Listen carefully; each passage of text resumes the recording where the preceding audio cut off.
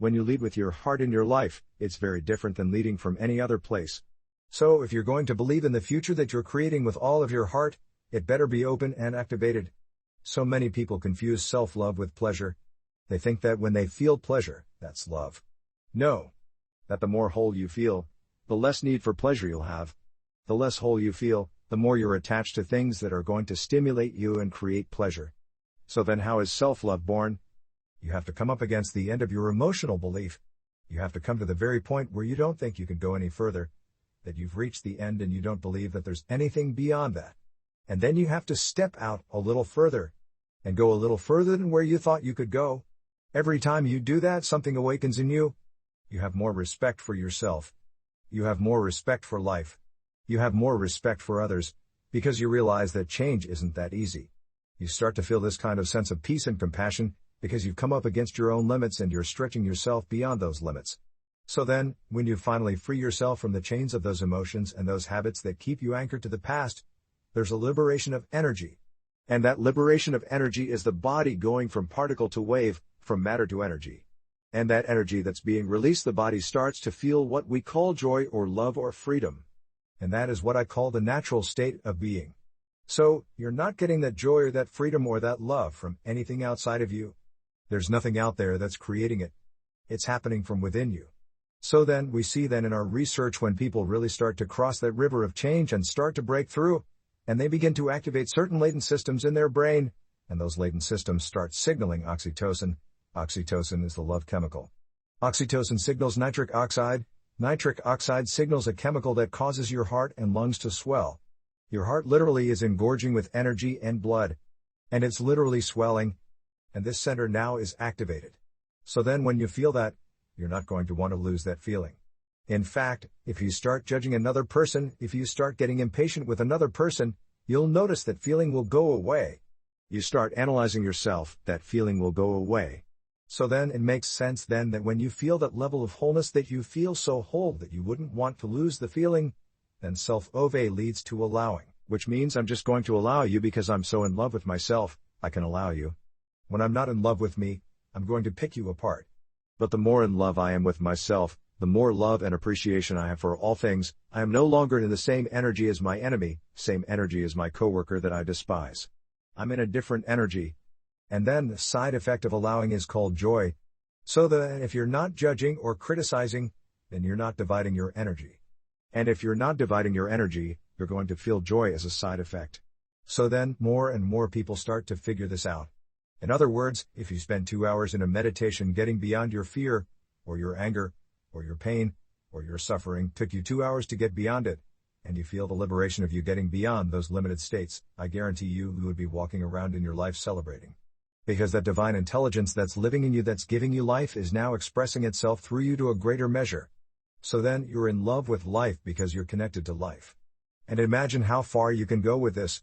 Because the more you connect to that field and the more you connect to that life essence, the more you're going to feel in love with life. Because that's where your attention is. I guarantee you that if you did that every single day, you would be less likely to want to feel fear or pain or suffering or anger, and more likely to want to feel those elevated states. And you're not going to be relying on anybody to make you happy. You're going to realize that happiness comes from within.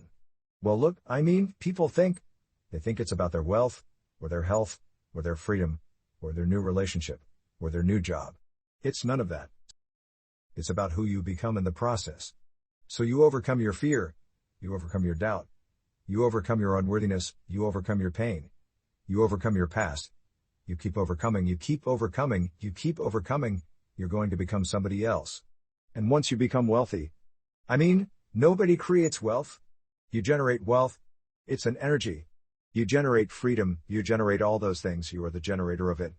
So then, I love this. Because people are so conditioned, me included, for many years that we have to drag our bodies through space to get what we want, right? That's living in the world of separation, matter trying to change matter. And so the more I'm living by those survival emotions, the more it's going to take me time to get my dreams to come true.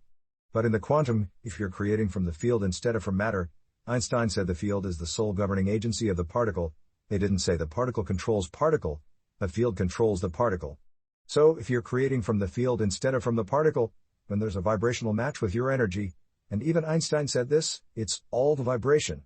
When there's a vibrational match with your energy and some potential in the quantum field, you don't have to go anywhere to get it.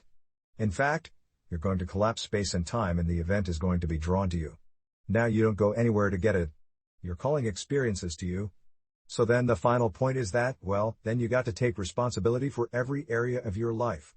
Even the stuff that isn't working. Because the stuff that isn't working, you got to change your energy then equal to something greater. And so then people will say, well, yeah, but you don't understand this. This person did it to me. And I would say, right, but if you keep reacting, you're going to create another one of those. So then, what do you have to do?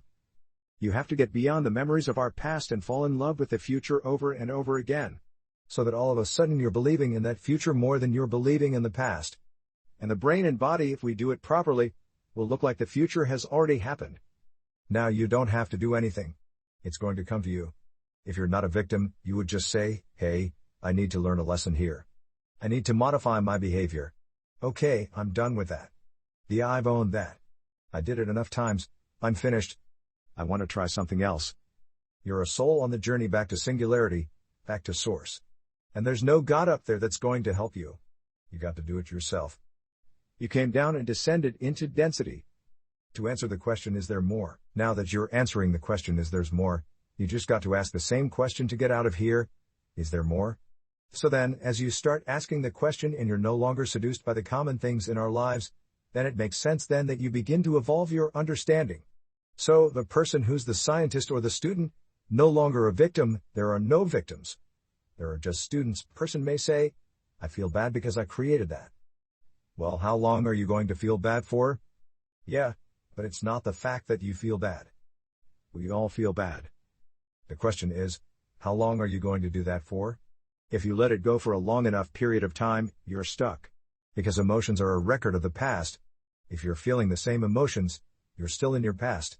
And your body's believing, as the unconscious mind, it's in the same past experience 24 hours a day, 7 days a week, 365 days a year. So then sooner or later, you got to leave familiar territory. You got to make a new choice. When you make a new choice, just get ready. Because it's going to feel uncomfortable. You're not going to be in the familiar, the known, you're going to be in the unpredictable. And so many people rush back to the same conditions in their life because they're afraid of the unknown. But that unknown then has to be the perfect place that we create in.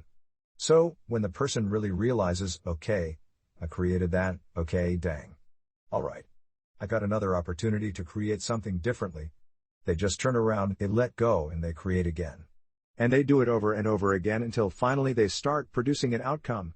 The self-love that's created from that is greater than any sports car, greater than any wardrobe, greater than any vacation, greater than any facelift. It's just coming from within you, because now you're the resource of your life. So then, if you're feeling gratitude for your future before it's happened, your body as the unconscious mind is believing that that future reality is happening in the present moment. And we only accept, believe, and surrender to the thoughts equal to our emotional state. And we never accept, believe, and surrender to any thoughts that are not equal to our emotional state. You could say, I'm wealthy, I'm wealthy, I'm wealthy, I'm wealthy with the 5% of your conscious mind. And it's never going to pass your brain stem because your body's saying, no, you're not. No, you're not. You're miserable, you're unhappy. So then, when a person starts elevating their emotional state, feeling gratitude, because they can, then that thought will begin to make it right into their body. Because their body's believing it's happened already. And so then, we've done extensive research on gratitude. In 4 days your immune system can strengthen by 50% just for 10 minutes a day, a few times a day just feeling gratitude. So the worst thing that could happen to you by feeling gratitude every day is that you'll heal.